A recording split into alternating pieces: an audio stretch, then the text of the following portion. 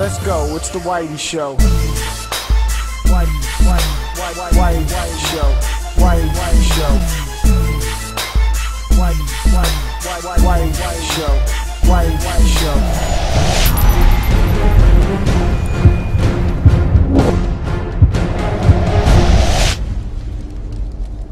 This is a Tom Clancy game, so you kind of learn to expect from these games is not much of a story. At least not one that most people actually give a shit about. Of course, the Russians are the bad guys. They are attacking people with missiles and nukes and all this crazy other shit, and we gotta stop them because we're America.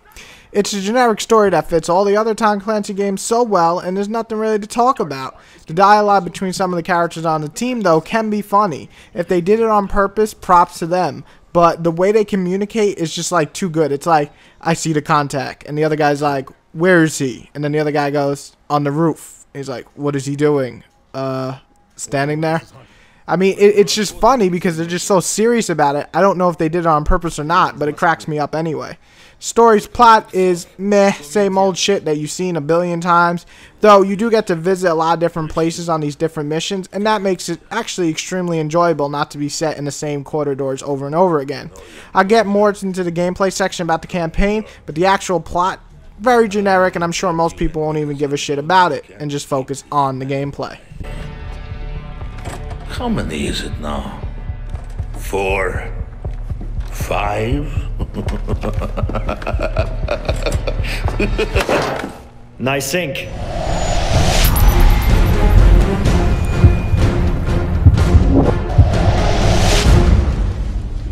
Graphic-wise, we definitely get a mixed bag with this one.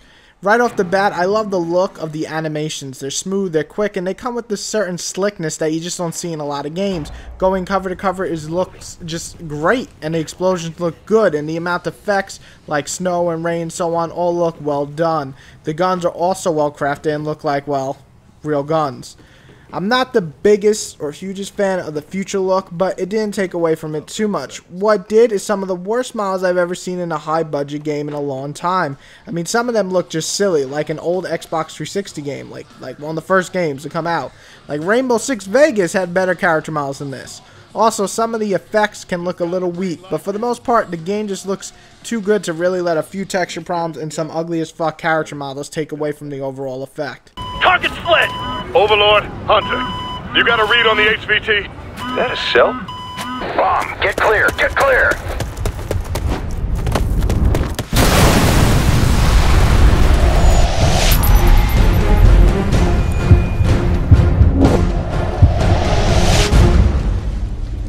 Gameplay. See, as someone who's played all the Ghost Recon, this was the thing that was worrying the most. Just did, because I was never a huge fan of gameplay. Because gameplay wise, Ghost Recon has always been that weirdo that kind of just hung out with the other action games. Wasn't quite sure if it should be more action packed. It wasn't as action packed as Rainbow Six, and not nearly as stealthy as Splinter Cell. It always felt like that odd mixture that just couldn't get it right. This one, however, did a few things that really made me give it a thumbs up.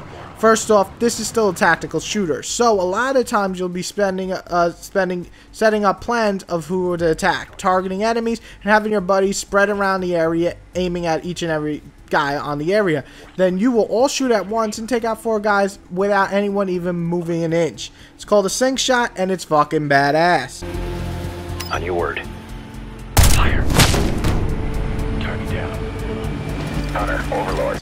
A lot of times the game gives you a choice to either be stealthy, take out enemies, one by one before they set off the alarm, which in turn makes these situations a lot easier. You take out 8 guys without having anyone fire more than 2 shots is pretty badass. But if you don't like sitting around waiting to set up your guys, you can just go out guns blazing most of the time, except when you can't, when they say you're not allowed.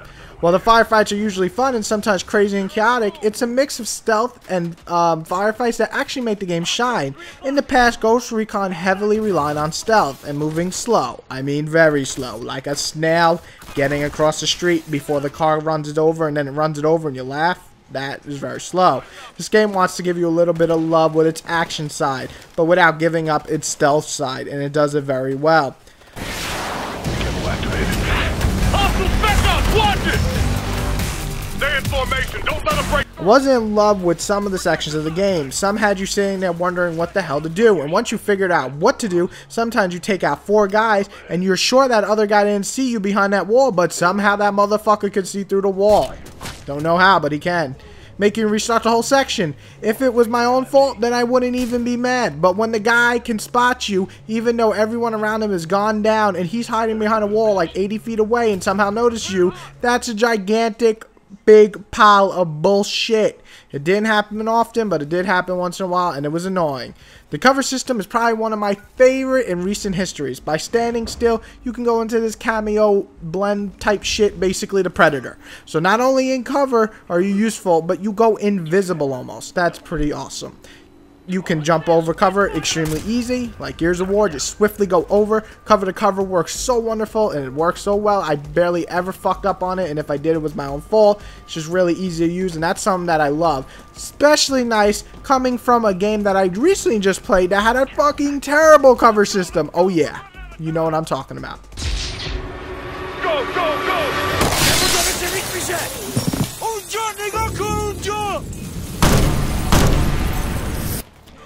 I dislike the fact the game actually had a few too many glitches though, especially for a big budgeted game. Things like you'll go out of cover by mistake once in a while, if you didn't even press anything, that was stupid. The fact I got hit by rockets in some sections despite not even being close to a rocket or an explosion and dying? What? Or the fact that melee doesn't always want to go off? You know, little things like that are really annoying because it's a shame because I expect Ubisoft to come with a big budgeted game with not too many glitches, and this one had quite a few. The campaign is fun, and you get to explore a whole different situation every level you go to. It feels different, totally different, never feels the same. I like that. But let's talk about the multiplayer. Just like the single player, it's swift, fun, and fast, and easy to jump into, but it really shines when you're using teamwork with other players. I also love the gadget system. It's too much damn fun. Trying different classes also helps you, you know, try and see what you're actually good with and what you're not too good with, and of course leveling up each and every class gives you more replay value. With a solid amount of content multiplayer, I'm sure you'll be coming back to this game for quite some time. If the Ubisoft servers are actually up, that is.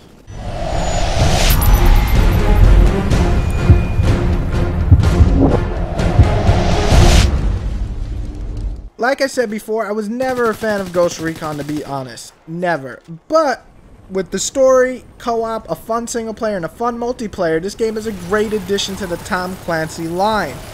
I didn't love a couple of levels in the single player, a few glitches, and a weak story can't stop this from being a fun title, and that's what we hope to see.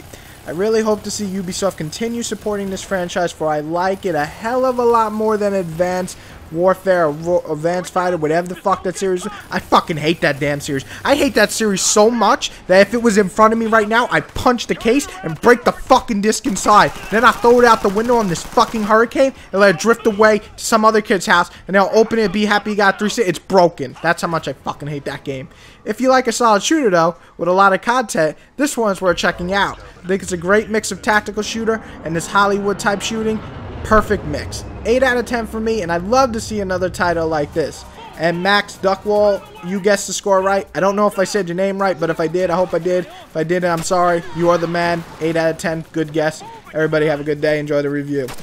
Fuck Advanced Warfare. You alright?